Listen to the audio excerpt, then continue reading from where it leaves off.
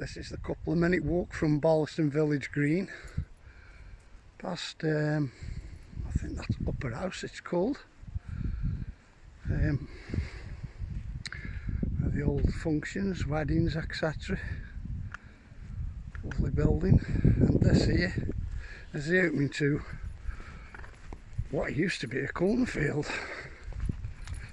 which is the entrance from the Barlaston Village end to Barlaston Downs. It's locally known as Barlaston Downs.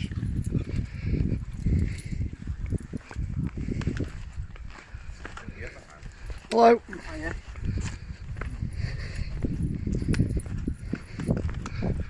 Always plenty of walkers and dog walkers on this route.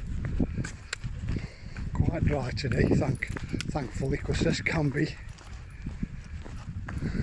badly cut up and muddy. Well, it is here. This is back end of. Now we're coming out of, obviously, we're coming into early spring. God, this could be right across the whole of the path. And this here, a couple of months' time, maybe 3 months, you'll have corn 7 or 8 foot high all the way along this field, right up to the tree line there, up the bank there.